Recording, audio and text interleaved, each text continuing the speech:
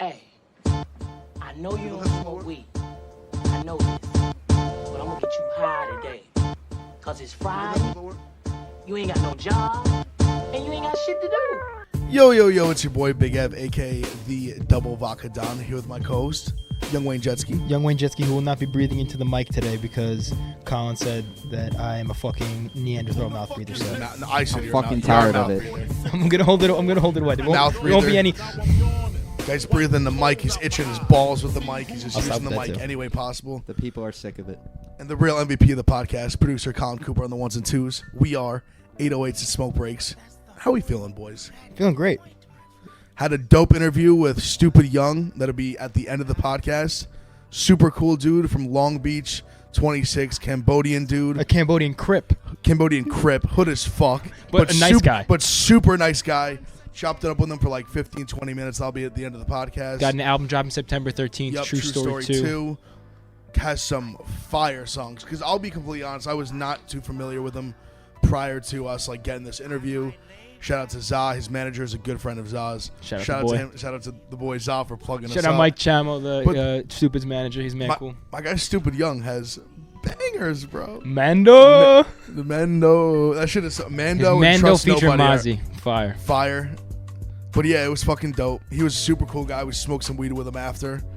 Maybe reeked up the office a little bit. May have gotten some complaints because it was in the middle of the day, but we'll try to limit that. I didn't get any complaints. I was getting chirped a little bit. Got some chirps. But then everyone got in my head because that I was obviously then high, but I was like, I'm with this rapper. He's Cambodian. He's a Crip. He's a gangster. He bought my weed off me. Did he really? We had some real Cali Crips up in this bitch. That's and crazy. they told me that I had some fucking Cali weed out here, some Cali loud.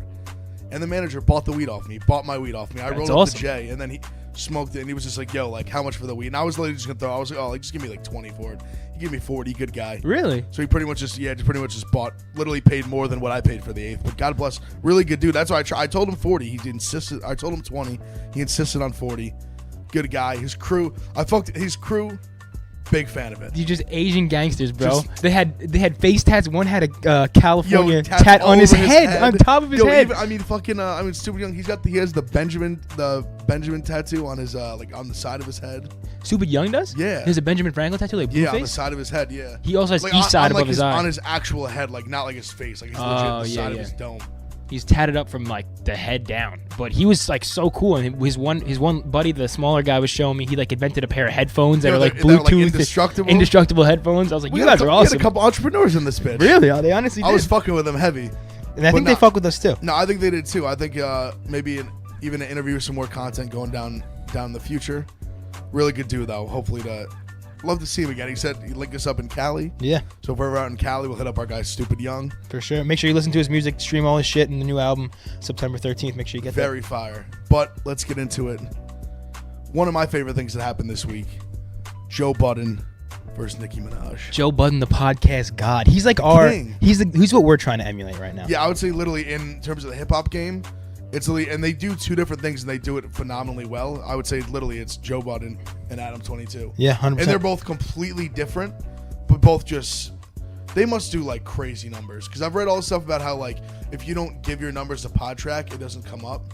Like I would love to know how much like where Joe Budden's podcast is at. Well, Joe is on Spotify right now, so his might be. I don't think his is on Podtrack though. Because theirs is, if you notice, like his is never in like that top 20, and like I know it's a top 20 podcast. It definitely is. Oh yeah, it has in terms of numbers, like it does stupid numbers.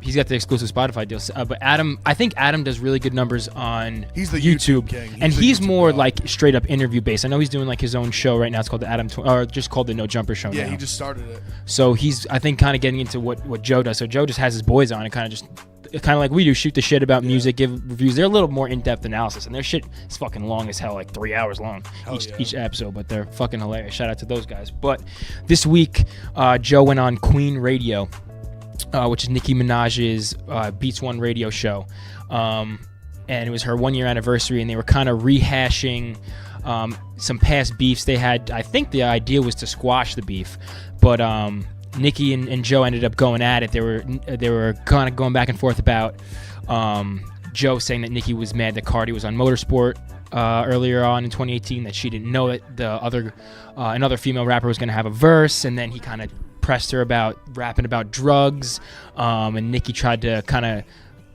come back from that, but then it almost seemed like she was saying she doesn't do drugs, and he's like, oh wait, you're rapping about it and you said you never popped a pill then? You tell me you never popped a pill? And then Nicki kind of just lost it, freaked out on Joe, was screaming at him, actually cut his mic as his like buddies are in the studio with him, and then they're talking to him, and like Joe's mic is off and he's kicked out of the studio, and Rory and Mal are just like, sorry man, sorry, we can't control him pretty much. But I think she said something and Rory was like, I don't know what just happened, everyone was yelling, and there's really like nothing Nicki could or either one of them could say to kind of diffuse the situation. But Nicki Minaj, like the audio, Colin will probably throw it in, some of the audio from their argument. Joe won. Nicki just made herself look so dumb. He had her out of pocket. Like, she sounded like a lunatic.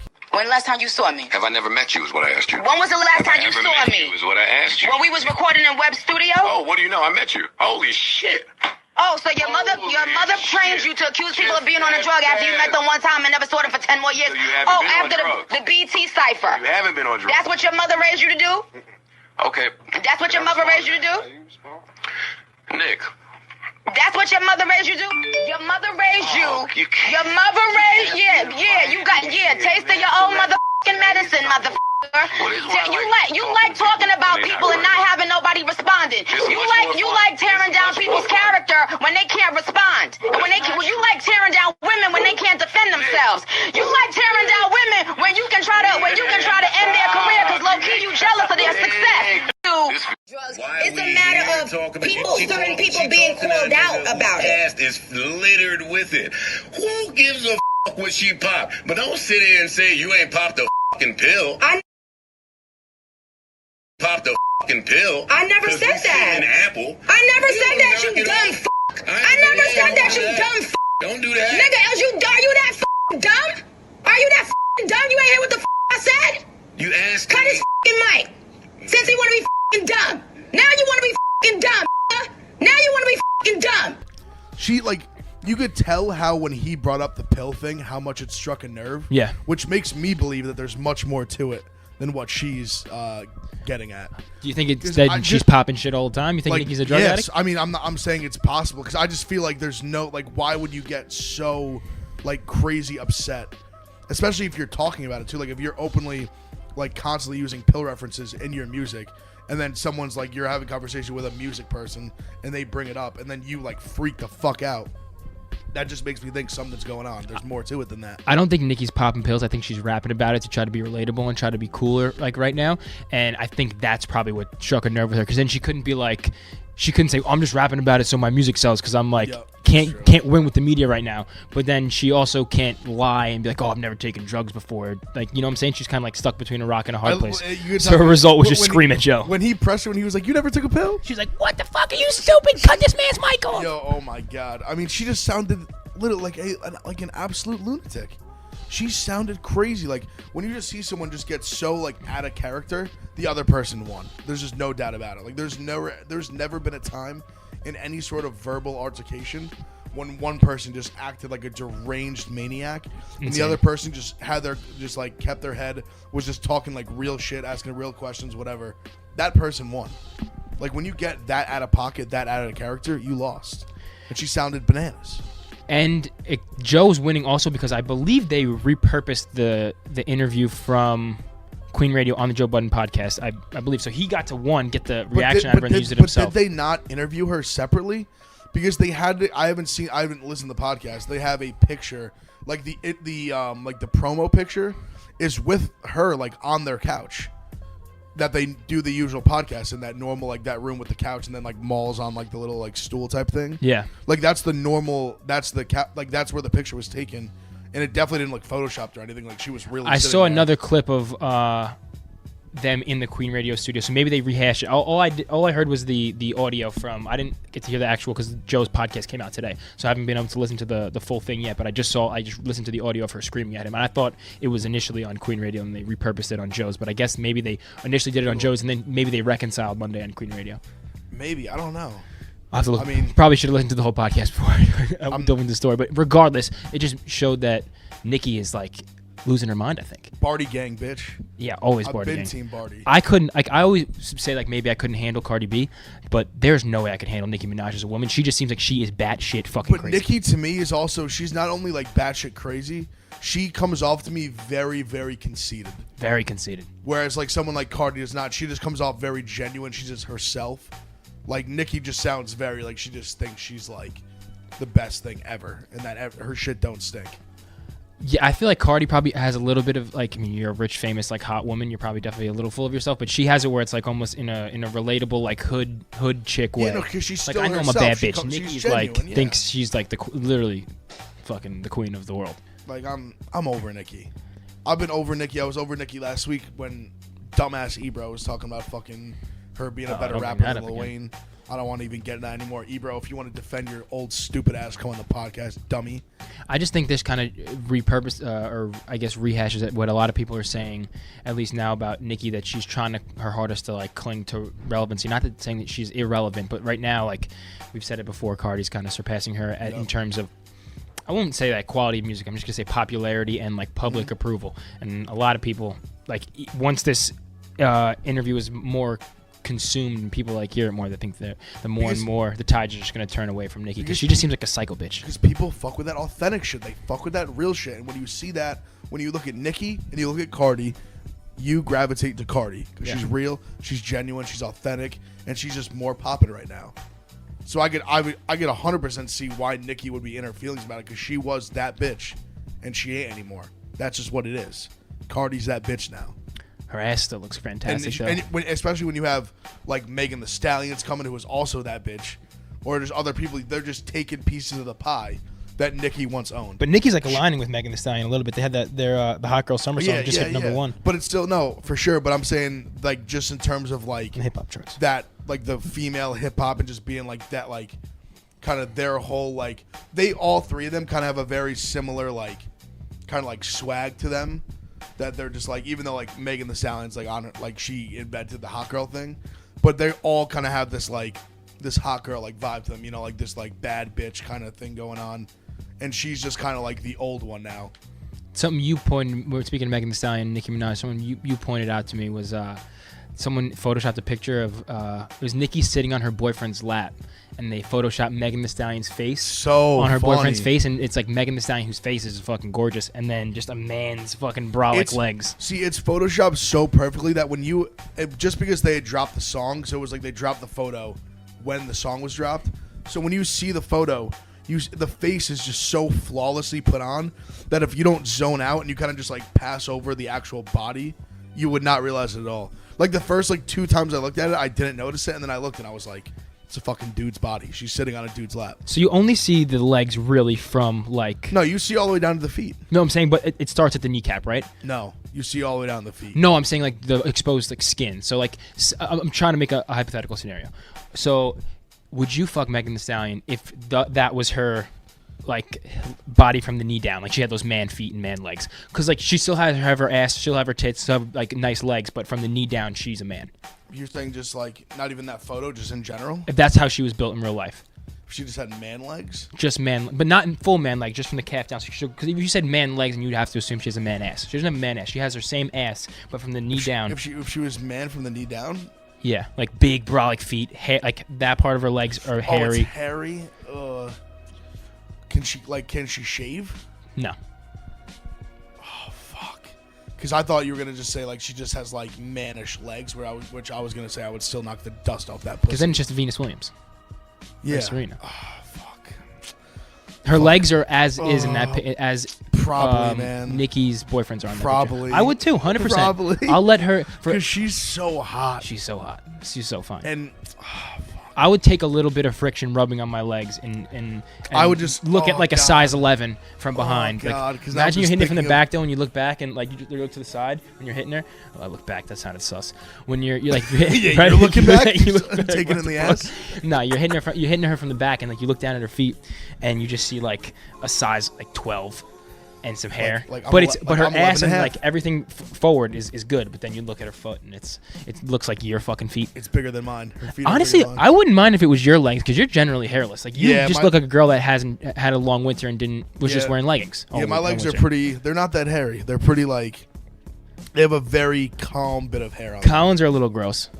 They're not fucking gross. They're just hairy legs. What about mine? Are like weird because they're half ginger. They're like ginger pubes. Yeah, yours are weird. You got that like You have some pale blonde, skin hairy with legs, the yeah. that You're orangey hair. you're just as pale as me. You Bro, fuck. no, Your shit- I go to the beach every weekend. I go to the beach every weekend. I have such a nice tan right now. I love not even being in this conversation. My legs I'm compared so to yours. Don't bronze. fucking try and compare They're that literally shit to the me. same thing. No, your legs Your- look like my No, socks. your hair is just darker. Come into Your this camera shit's and blonde, though. Your shit's compare weird. your feet. How are you Colin's gonna say these are not dark? Colin's definitely tanner. The hair is the only thing that's darker. It's not the hair, bro. Nah, Colin's. It's the Colin's light fucking. is darker, no doubt. It's your. I mean, I'm Irish. like so are you? I'm like, sure. Yo, but Jetski, your calf is like ghostly pale. Like, It's fucking like, calf it's spread. gross. Dude, you literally have your shit's. It's so white. It's so fucking white. It has purple popping out. That's because I'm muscular and I have veins that'll No, but allow it's, me like, to gross, fucking but- yam on you. Yeah, but it's not, no. I'm gonna drag my nuts on your head. For anyone who didn't follow us on Instagram or Twitter, we made a deal that Ev is down a little bit in gambling right now. He's not having On the way best to get week. it back. He's on the way to get it I had back. an awesome week last week. I'm just still down. So we were talking about basketball, going back and forth, who would beat who in basketball. For some reason, Ev is delusional and thinks that he could beat me I'll smoke one-on-one him. to I'm 11 gonna basketball. smoke him. I'm going to smoke. So we made a deal that if we're gonna play next week, and if I beat him, apparently I get nothing. Yeah. But if he beats me, I'll pay half of his gambling debt off. Yep. But there is literally 0% I'm chance. gonna beat you. Do you realize I'm a Division III fucking caliber athlete, 2-time Empire 8 goalie of the week? I don't give a fuck. Yeah, a goalie. D3 baby. See, my thing is, I don't even need. I just know. I know how to play you. I know how to guard you. I know how to get in your head. I know I'm gonna run circles. How do you know around how to play me? You've never seen me play basketball. I've seen enough. From what? I'm observant. Literally, what are you observing? I'm not just gonna give it away. I saw Jetski play last week. I started off slow, but then I started draining There, threes. he's already making excuses. You're I'm not making excuses. I'm saying exactly what happened. He'll confirm. Yeah, wasn't bad. Wasn't fantastic. My athleticism, though, impressive. Subpar. Love that. Subpar. I was grabbing the rim like it was nothing. I mean, I don't know. You can Ev's- grab rim. I also filmed the fat I could guy fucking fact- dunk. I filmed the fat guy facts of Ev doing basketball, and it was also very subpar. yeah, Yeah, no but shit is what- gonna be I'm just subpar. out It's there him. Just standing around. You hear him? He goes, "You can grab rim." He got a little scared. I don't give a fuck if you can grab her. I'm gonna swat your shit. How are you gonna swat your shit? There's no way you have. You probably jump like a paraplegic. There's no way you jump high. I don't jump. I don't Exactly. need to Hence, jump. jump like a I paraplegic. can swat you without jumping. No, you physically can't. I'm way Yes, I taller. can. You're not way taller than me. How At tall lea- are you? You're 5'10". I'm 5'11". Okay. And a half. I'm 6'1". I'm 6 foot. I'm 6'4". I play like a giant. Well, there's really no other alternative for you. So. I mean, yeah, because see, my thing is, I'm gonna take you to the hole. I'm gonna put jumpers in your eye. I'm gonna work you in the post. Like, I'm gonna literally just, like, I'm just gonna have such an array of moves that I'm gonna beat you with. Your move is gonna be back me in and then try to shoot a hook shot over me. Back you in. I'm a lethal scorer. That is the best You part are of my not game. lethal scorer. I'm a scorer. I get buckets. That's why they call me Snacks Curry. I eat snacks and I get buckets. That's what I I do. said this once. I say before. They call you Snacks Curry because you eat like Aisha Curry. Shout out Aisha Curry. I'm not body shaming you. You're hot. I would knock it off. I would knock the dust off you too. But That's how. Yeah, no, you body shamed the fuck out of her. I didn't mean to. I was on the. It was like fast when Colin had the camera on me. So it's what you really felt. No, it's not what I You really said felt. what It was came to mind. it was a good pun at the time. She's a cook. She's always like whipping shit up in the kitchen, so she probably eats. She's always tasting plates. She probably eats a little bit. So that's why it was a good play on words for you. I don't think you know what a pun is. It wasn't a pun. No, I'm sorry. Are we putting a date on the basketball game? We'll do next week, sometime early next week when it's Alright, well, nice, we'll be and we'll playing next live week. stream it on Instagram Live. And I'll be beating you in basketball next week. Okay. Moving on. Anyway, we listened to a couple albums this week. Two ones that recently dropped. Yeah. Trippie Red's it's like an exclamation mark is the name. Exclamation point. Exclamation point or is it mark? Which one is it? Which is the accepted vernacular? You call it an exclamation point or an exclamation mark? You're the tiebreaker. Well, no, it's an exclamation point. Boom. Yeah. Okay, Boom. exclamation Boom, point. boom, boom. Congrats. Just another win for me. Beating him in literature. Grammar. Anyway, so Trippie Redd, I think this is his third project, maybe second album. He released his Love Scars. Love maybe Scars his was the third first. album. I think second album, third project. Because his first project, the Love Scars, the initial Love Scars was a mixtape. Then he dropped his an album last year. Yeah, I like that one. I can't remember what the fuck it's called. It's got like It's got a very very trippy logo. Like, heading. Yeah, it's got like all like colorful and shit. See, I'm like actually genuinely a Trippie fan. A Love Letter to You 3 is what, Life's a Trip. Life's a Trip. I was lucky enough to see him when I was down in South Padre. We were like VIP for him. Actually, I opened for him. No big deal. Was out on stage before him, but he sounded incredible live. He was one of those, which I've noticed a few people have kind of had it now. He maybe more than anyone has almost a natural auto-tune voice, if that makes sense. He does, yeah. Like 100%. His natural voice almost sounds like it has auto-tune. He sounds very good live in person. I remember when he put a snippet out of which means he has good pitch. It was the Walking Talk, I believe. It's something like Walking Talk, like on the last project. And he dropped this verse on his Instagram where he sung it like the beat was playing in the back, and then he like actually like sung it into the camera, like he like spit the verse, and it sounded so fucking good. It honestly, I generally thought it sounded way better him saying it on his Instagram than it did on the actual song on the recording. That's what he said he used to do. I remember in his No Jumper interview, he said that before he would, because he's another guy. I mean, everyone says they don't write anymore. Everyone says they freestyle, which not everyone just says that. I'm sure a lot of people still write their music, but he's one of the guys that is definitely a freestyler. But he said in his No Jumper interview, he used to, when he was first starting, he would just like put a beat on freestyle on IG and then like post it, and if it got a lot of like, I guess, positive feedback on the gram, he would then take it and make a song out of it and use the same exact words. Because I really this one he says there's Tony Romo line that I like just because he disses Tony Romo and I hate Tony Romo, but the whole verse is like super fire. To me, I feel like this for Trippie Redd is kind of like every newer-ish rapper's like third-ish project, where it's like what the new rappers say, they struggle to kind of keep that like that same buzz and that same consistent quality that got them to where they are. So, but I do think it's hard to chase that at the same time. Like it's hard to keep that momentum, like every single time, like to just keep hitting and hitting and hitting. Which I don't think this was like a flop or anything, but I just think it's very like not unoriginal, but it doesn't sound like much different from the shit he's done, and it didn't like separate himself at all in terms of like him taking like the next step.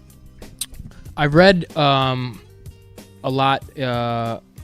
Before the album was like dropped, that he said that this is basically going to be like an experiment of sounds, and he was going to try different things. It wasn't one cohesive sound. He's going all in different directions, almost to like show his ability to dabble in like different genres. But I really didn't feel that much with this album they did. The first song was produced by Diplo. I hated the name of the song is like the exclamation mark. It was like someone had a weird like almost EDM breakdown at the end. I just wasn't really feeling it. It didn't really give me much. I felt like he was dabbling into, that was really the only song where I felt like he was really dabbling into like a different sound. The song with Lil Baby, Mac 10, Lil Baby, Lil Duke, I like that. Actually. That's been out for a while, so I kind of like went into that knowing I was going to enjoy it. I thought Under Enemy Arms, which is another song that was released, which is that the one with Cardi? No. I really like the one with Playboy Cardi. I was a fan of it, but honestly, I felt like Cardi's what's it called? Verse wasn't anything special. I didn't think so either. And I like Trippie more fan. on it. I like Trippie on it. I like Playboy Cardi. I've never been as big on him as I feel like a lot of people have been. I think you got to really just embrace that he uses his voice as an instrument. He's just going to go in and like make weird noises, very similar to Young Thug. And it's basically a whole ad-lib song. And I love it just because I think it's different and I think it's super hype. And I don't know. I like how he's one of the only ones like that came out of like the SoundCloud mumble rap generation that kind of really stuck to his guns. Yachty kind of was not mumbling as much as him, but Yachty had very weird beats in the beginning, had a weird sound, and was like doing like weird melodic sing shit. And then he's kind of deterred from that. And Cardi was one of the only guys I think, Cardi and Uzi really, who stuck to their niche sound, and like he's still just gonna mumble every time, and not everyone's gonna be able to understand what he says, but it's gonna sound fire, and he's gonna fucking make money off it. So I respect that. See, Yachty was kind of who I had in mind when I was saying he's kind of like where the direction that I don't want Trippie Redd to go in. Where I feel like now, like I was such a big Yachty guy, like I liked like just kind of his vibe and his energy in the very very beginning of his coming up. And now I just like don't give a fuck what he's doing. Like his music just doesn't move me whatsoever. And I'm such a big Trippie Redd guy. Like I really love his shit. I really hope he doesn't head in that direction where it's just like where I feel like Yachty, like his last 2 projects, like no one's giving a fuck about them. Yeah, it sucks. And I don't want that to become Trippie Redd, because I think Trippie Redd is like genuinely like really talented. I love his voice. I think like that singing, that type of auto-tune, like natural auto-tune singing voice is so unique and like rare, and he can just hit such a high pitch with it that I mean, he always holds his melodies like that's even what I'm saying. live, He can hold it. He has like really he has long. very like he has a pitch. strong like lyrical like pitch. I didn't mean to say lyrical, like Vocal. a strong like vocal like talent. I agree. It just like I said before, I didn't think this album was bad. It was just very like meh, like. I agree. Very, very average. I like the song "Immortal" with the game. I like love. Me too. I love how the game came with bars. That was like a nice change up. And because Trippie can spit too, and I don't know. I just feel like as he says he's trying to dabble off into different genres. I didn't feel like he did. I said before I didn't really feel like he did. I more want to correct that and say I don't feel like he dabbled into any different genres well in this album. Really, like the one song with the game where he's actually rapping is I think fire. Because I thought that's what I really liked his part on it too. Like it wasn't just because the game was on it. I really thought his verse was very good, and then the game was really good too. It's just gonna be tough, I think, for Trippie moving forward because I feel like him and Juice WRLD kind of have similar styles. And when Trippie came out first, and Juice WRLD has just like exploded in that same kind of like emo rap, like crooning lane, and he's like taken off. So I feel like almost anything that Trippie puts out, like no knock to him, like Juice WRLD's just gonna get basically 10 times the press because he's like has such like the machine behind him. He has like the number one, so many more, I guess, like chart topping songs, I would say, and he seems like who's like the young GOAT right now. See, to me, like in terms of comparing them, Trippie is just much more to me like vocally gifted in a way, but I just think Juice WRLD is like way more lyrical in that aspect. So I think in that, at the end of the day, I think his lyricism like is a much bigger gap with Trippie than Trippie's is with like the vocal talents. Like I think that gap is much smaller than the lyricism is between them. Yeah, no, I agree with that. No, 100% agree with that. I think it's just like it, but because of that, it would ever, I think, hard for like Trippie to ever have like a project go number one or something like that. Because at the end of the day, like people are going to compare the two music. And personally, I think Juice WRLD makes better music, and he's going to be the one person that like same age, same lane, kind of like emo hip hop. Who, if like they both drop a project in the same year, in order for, I don't know, or at the time for someone to go number one, it's always going to be who you're comparing it to, and it's going to be Juice WRLD and Trippie Redd in that lane. Nah, that's facts. But I will say, shout out to Trippie though. Actually, has a song. I had to give a shout out for this as one of the guys who's been very vocal about the influence that Lil Wayne has had on him. Shout out to him naming a track Lil Wayne. Yeah, big fan of that. Yeah, big flex. And he's someone you can really see it in him. He really has that like Lil Wayne type, like, I don't want to say attitude, but he has that very like you can tell you can just see the Lil Wayne influence just kind of like just radiates off of him. Yeah, and I love that. And he's from Columbus. Shout out Ohio State. I thought he was from Canton. Same shit. Well, it's a little, but it's Ohio. Don't tell Trippie Redd that he might shoot you. Nah, he fucks with Columbus. Big 14. You know what the fuck going on? Yeah, Central Ohio. That's like Central Ohio. So shout out. Can we come to a consensus that although the album wasn't wasn't great, it was average? Yeah, an still average a project. Big Trippie fan, but yes. Yeah, I like Life's a Trip a lot. I mean, there's obviously that's what the fuck it's called. Trippie has crazy potential, but I feel like this album was either rushed or just like almost felt like it was throwaways. He's young as shit. He's 20. He's fine. That's what I'm saying. He's young as fuck. It's fine, but it's going to be tough. He's going to be competing with Juice WRLD for the rest of his life. Remember when he said that he put on more for Ohio than LeBron? He did say that. That's very funny. I don't know if he can. I love that type of yet. just like blind confidence. That's the Lil Wayne confidence. Like, yeah, I've put on more for the state of Ohio than LeBron James. Probably. I'd be like, I've never heard him rep Ohio once. I have, but like not like he doesn't rep Ohio like. Yeah, I've never heard him do like an OHIO ad lib. Yeah, that's what I'm saying. I need that. Like, I need him to go like, OH. You should do like fucking Ohio State homecoming. I wish. That'd be sick. They stay like they after my first year they were just fucking it up. They're just having like fucking. My first year was the sickest bands. One. They had like my first one. We have this massive. It's called the Oval. It's just like a massive like campus lawn with like a bunch of buildings. Yeah. And they literally no security, no gates, nothing. Put a stage and Big Sean on that bitch. And this was Big Sean, like Dark Sky Paradise tour Big Sean. So this was like a popping fire Big Sean performed for like 2 hours. It was sick. That's awesome. They just started like blowing it after that. They were getting all these shitty acts like Zed. They weren't putting him on the Oval. They were putting him in the fucking basketball arena. My fucking That 3,000 was sick. cap school, I had 3,000 undergrad, got fucking Sam Adams when he, like, 10 years past his prime. And Sam Adams is a friend of Barstool, so shout out Sam I Adams. used to religiously bump Sam Adams in high school. Me too, but I got him was when on he that was white like, boy rap shit. I got him when he was like 32. So. Driving me crazy. Low flex, but I used to have Waka Flocka and Juicy J You in my went to fraternity. fuck- No, in your my frat? fraternities. Yeah. We just have these guys every weekend. His fucking You go avatar to picture is him and Waka. Yeah, it's me and Waka. You just go Like into in the any cut. fraternity every week. You Really? have Yeah, fucking look at his ASAP Twitter, bro. Ferg. You got Waka. Juicy J. How do you guys pay everyone. to book these Because people? You just pay him to come to your Alabama's the house. number one Greek school in the nation. So So you have they're- get a lot of funding from your like Our alumni? houses are literally like No, if you- mansions. If, like you, it's if you have mad people, you just have mad money. yeah. How many people did you have active at like during a school Active year? members are probably like 90, but total what we the had like fuck? 140, and the sororities are like 300 girls. And, What were and that's dues, like 90, and that's 1,000? paying probably a couple No, grand. dues a are semester. like high 30, 38. That's almost insane. 4,000 Like, yo, a semester. that's What like, the yo, fuck? mine. Like, see, I was in a poor. But ass you get frat. like you get a chef, You get a Waka house, Flocka. you get a you have a I band got a chef room, and a house. You have like, I mean, you have social fun, you have everything. It's like a Like- legit But I also business. went to a school with like for example, 10 I was in girls. a poor frat with like 50 dudes, probably 40, 50 dudes. Our dues were less than 1,000. We just Yeah, were mine broke. were Like too. none of us had this much money to just like fork over for just dues. Like if you went to Ohio State, like if you were from Ohio and went to Ohio State, $4,000 a month was like probably, or $4,000 a semester was like a little less than your tuition, and that's just to like be in the fraternity. that's OD. But you do get insane benefits. Like that's how, like when people wonder how the fuck do they like throw all these insane parties, it's literally just your money. Like it's their money. Dude, I would just It's wild. I would just try to embezzle so much money out of like the fraternity and steal it. And There's too It many like happens. no, it does happen, but there's a lot of like checks and balances, but people definitely. Me and Colin were actually in the same frat. Yeah, shout out We're to Kai. technically brothers. Although I don't really rep my Like, frat. but that's the thing is, you could come down to Alabama and you could stay at my house. Like, Yeah, no, that's it's the true. thing. and that's worth $4,000.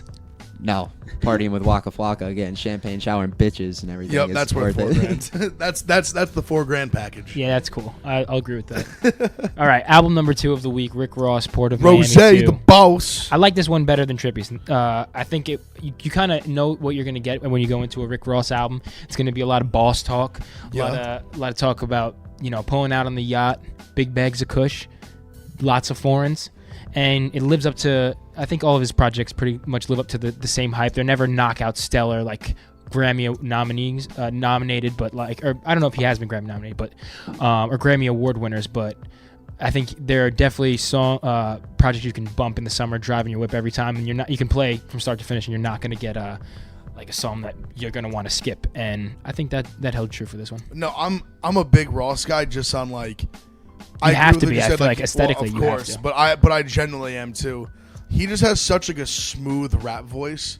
He's just very like easy to listen to. He had a few that I really liked. One that I wanted to bring up, just the one with Jeezy. The thing, him and Jeezy, when they get together, they fuck shit up. OGs from the South, the man. one fucking it was a few albums ago, like a while. It was probably like four or 5 years ago. But War Ready, that them two dropped, is one of my hardest, in my opinion, one of the hardest rap songs like ever made. I love Ross's verse on that, and then Jeezy just spazzes Coming through with the trap fuck out. The Trap King, one of the creators of trap music. On that Young Jeezy. War Ready, Rick Ross, Jeezy, listen to it. Jeezy spazzes the fuck out.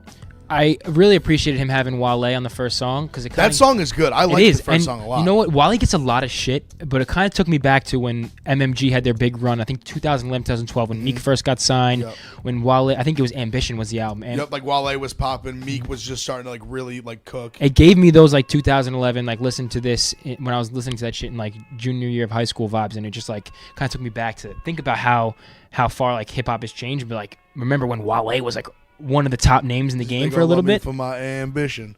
Dude, that song was fire. That whole Now that whole he's project like- was fire. like He's he- almost like a punchline right now, which kind of sucks. And he held his own every time he spits a verse. I don't think. Well, I think he started to lose some credibility when he was like basically crying like a little bitch that MMG was just like marketing Meek Mill way more. Well, But it just like he just had to need to like look in a mirror and just be like, yo, like Meek Mill is way more popping than you. Like obviously, we're gonna put more energy into fucking Meek Mill than Wale. Facts. It's just numbers. It's math. Like it's just that. Like you're just gonna do that. He's just better. And I don't think anyone ever like doubted Wale's ability, but they're just like, we don't want to hear no Wale like college rap. We're over Wale. Like the America is over the Wale of 2011 and 2012. He had a good run though, and He had an okay run. I think he had a good run. I think for a little bit, Wale was like No, he had in contention with like. He had a solid. I'll say solid. He had a solid run. In 2011, he would have been considered one of the top in the game. I think top 10. Yeah, I mean, like Ambition was a huge song. Maybe I'll just say MMG as a whole. Yeah, no, I get no. I mean, no, they were booming at that, and they also kind of had the. I like when they used to do the MMG tapes, because they had the little. I loved like French Montana did the little like. They had Rocky like, Fresh, who's fire. Back Stolly, in the day. remember Stolly? Yep, I saw Stolly at a Nick game, and I was so confused. I was like, where do I know this guy? He's so fucking tall. Yeah, and I realized when I got beard. back it was Stolly.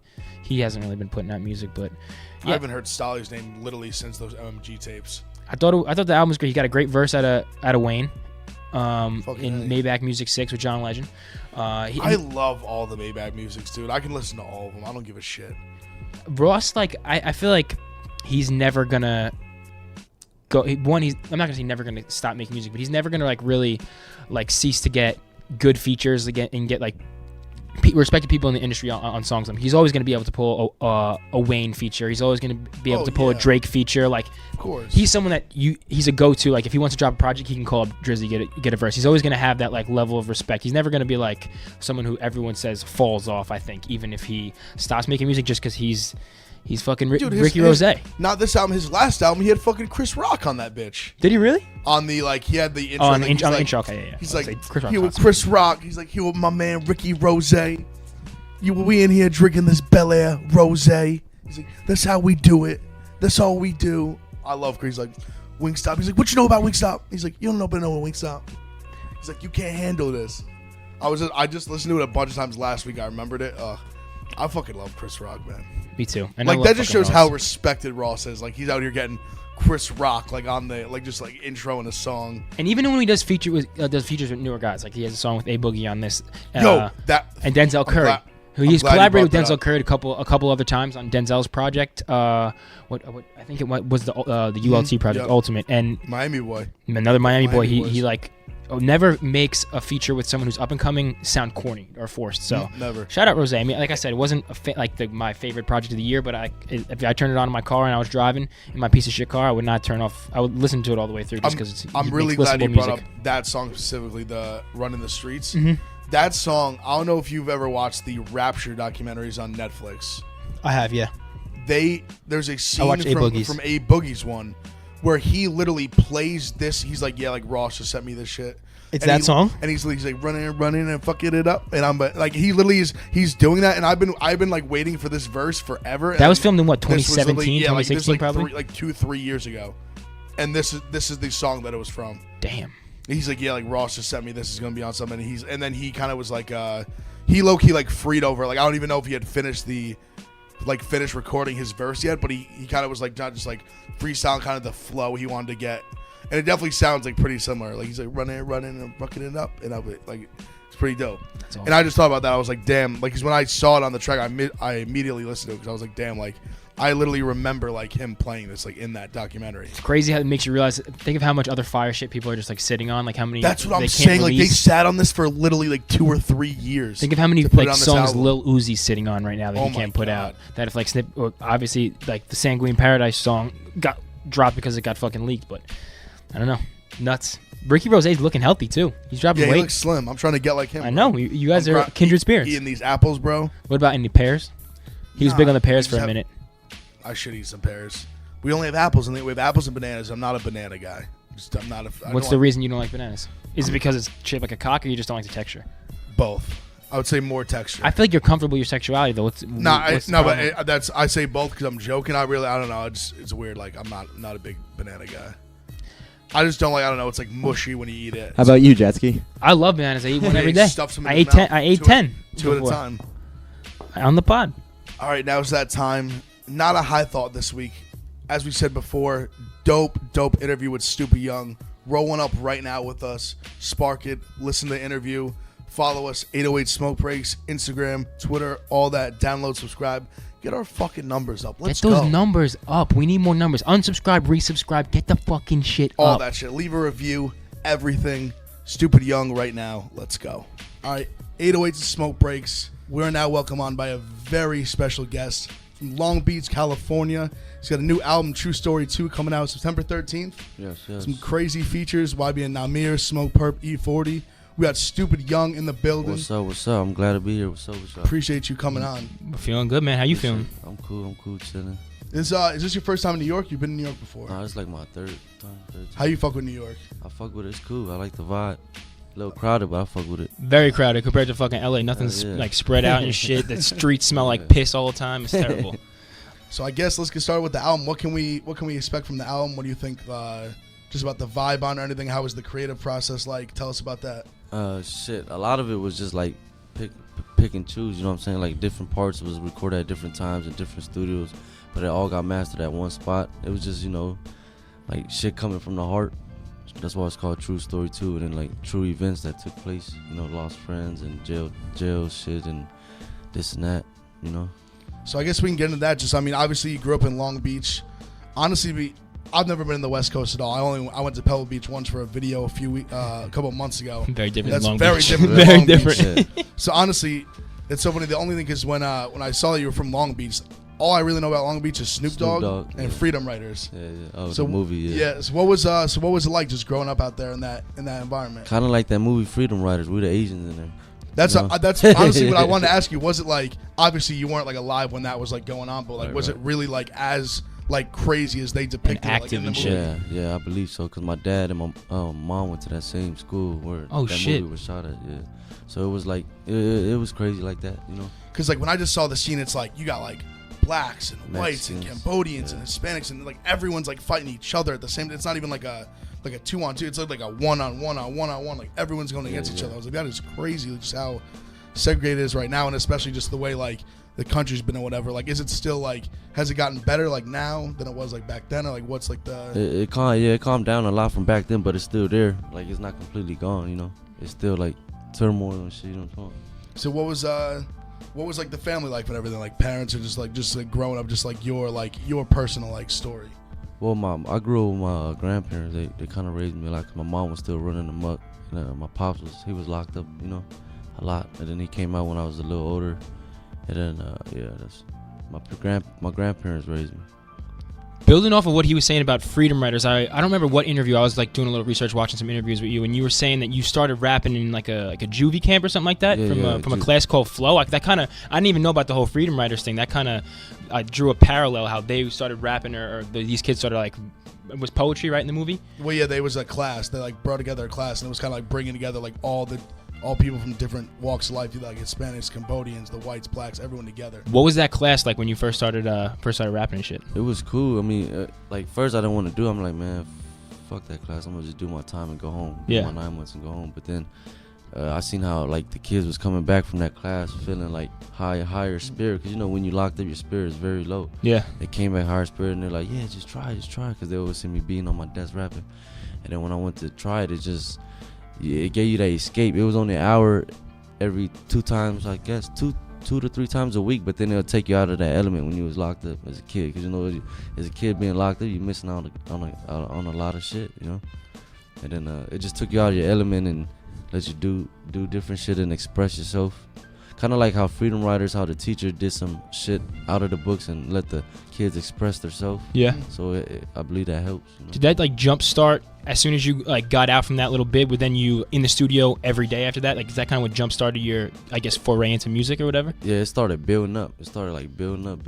Like when I first got out, they had me do a song with this lady. It was kind of weird, out of my element, but it knocked some of my jail time off. 3 months. Really? Yeah, she was like with Sony or some. She was with Warner Brothers, Sony, but And then I just did it just to knock it off because it wasn't my type of style, you know. She sounded like some type of Taylor Swift or some shit. little country shit or something, some trap country. So, hold on, how did that come about? That they just let you out? They took 3 months off the bid for you to do a song? How did that how did that happen? Because my guy HG who runs Flow, it's a non-profit. Okay. He don't just do it's Flow, but it's a whole bunch of different courses in there. There's Flow, agriculture, photography, like a whole bunch of stuff for kids to try what they want to learn or what they, you know. And then he just they told him like pick one of your students, let's do, you know, let's put a song together. And then he spoke good about me.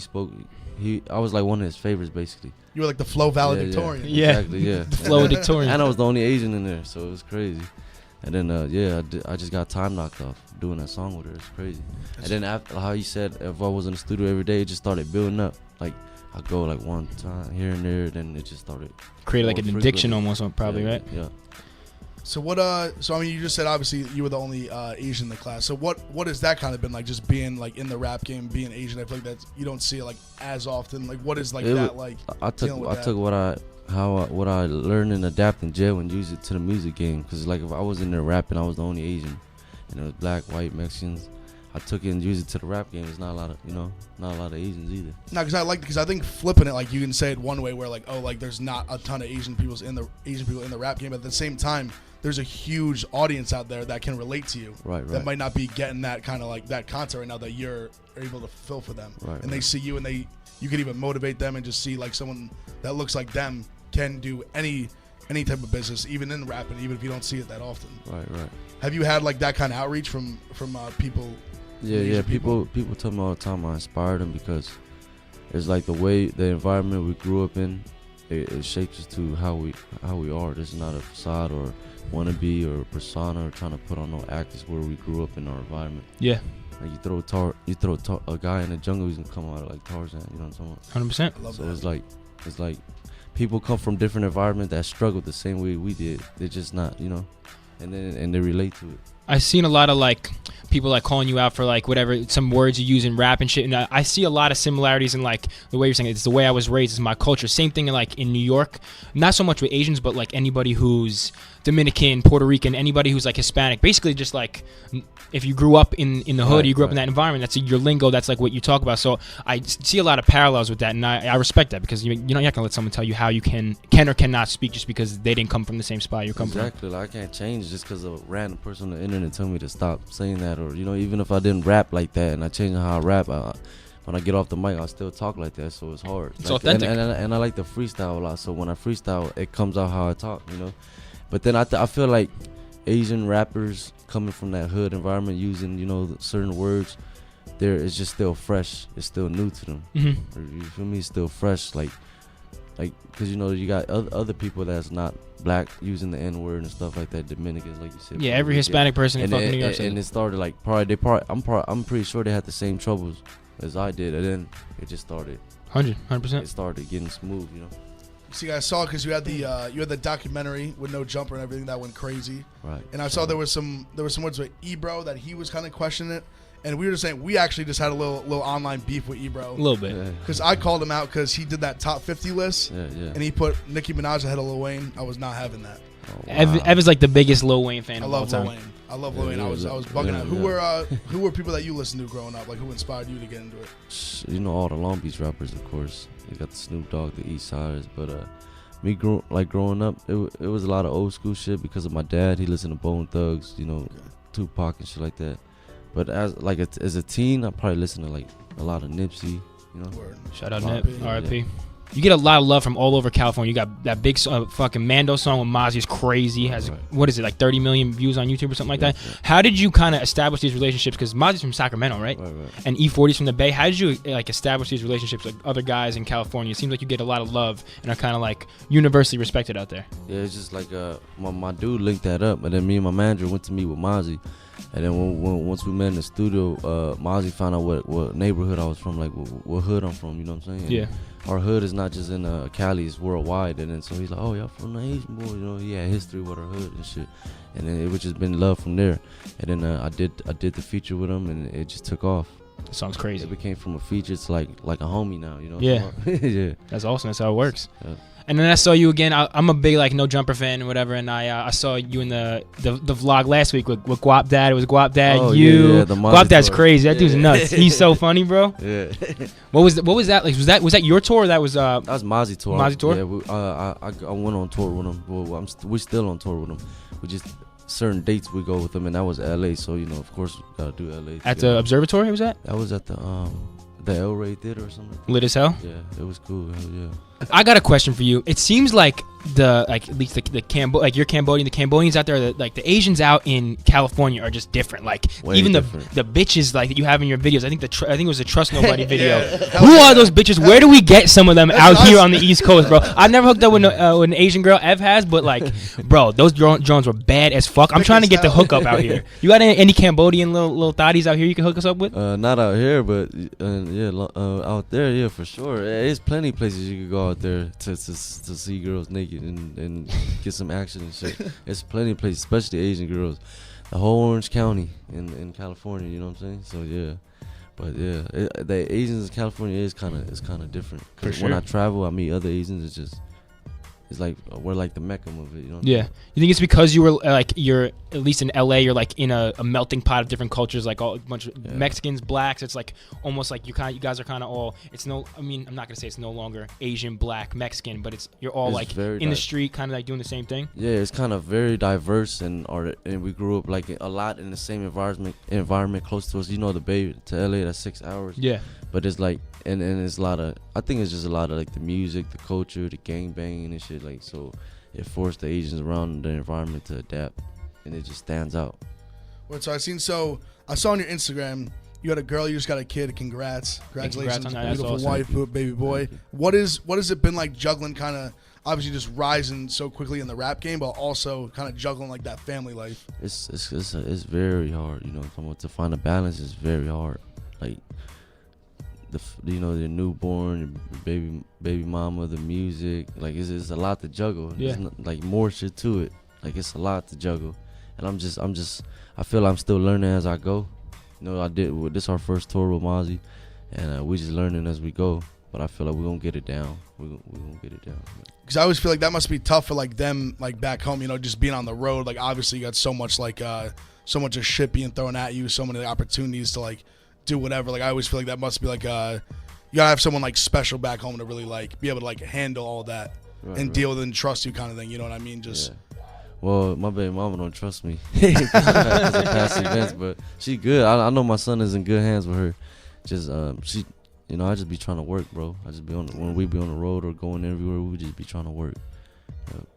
Have you tried any I'm always in like Chinatown getting food down there. Is there like a Cambodia? I know there's what's it called, Cambodian town in LA? Cambodian town in Long Beach. What's the food like out there? Is there some fire spots out there? Because I fuck with Chinatown, but I've never had Cambodian food. Cambodian food, yeah, it's fire, but you gotta get the certain shit, What's the go-to? There's some shit that's gonna stink, and you probably gonna be like, what the hell is this? And then, but it's different. Yeah. Crystal Thai on 10th Street. That's fire. That's where I took Adam at. Out in LA? Yeah, that's where I took Adam to. Let's look into that if we ever make a trip out. Crystal Thai. In Long Beach, on 10th Street. Fire. I need to get out to Cali, man. I feel like it's just different out there. Bud's better. Weather's better. The Asian bitches are better. The weed. Oh, man. Weed is probably definitely better. So LA rap scene's kind of like, I'm not going to say it's having like a rebirth, but I see like guys like you, Shoreline, Greedo, who's locked up right now. Is Draco still locked up? Draco the Ruler? Draco, he's locked up, but he's coming out. Yeah. So you guys are kind of having like your own little, like I said, not like a resurgence, but it's like you're building another like, I guess, generation of like stars out in LA. How does that feel to be a part of that? And do you see anybody else on the rise, like maybe guys who haven't gotten some shine that you know of in the area that are next to pop, you think? Yeah, it's a lot. It's a whole lot to name. It's like I just seen one of my dudes from Empire, shout out Gentry. He posted LA rap scene is on is on fire right now, because it's like a lot of people like uniting. You know what I'm talking about? Yeah. Before just stepping on each other, but they're like coming up, and I feel like part of that Shoreline, Draco, Greedo wave, like I feel like I just have my own lane. I just stay myself, and it's good. It feels good though to see it pop like that. It seems like at least hip hop now, it's like every 3 years I feel like a different area pops. Like early 2010 to like 2013 or 2012 was like Chicago drill wave, and then was Atlanta with like Migos, Thug, that whole area. Right. And now I feel like it's kind of shifting towards LA, which is pretty crazy. Yeah, everyone has their own like cycle, you know. 3 years, I think that's a good way to put it too. 'Cause Yeah. music evolves fast every day.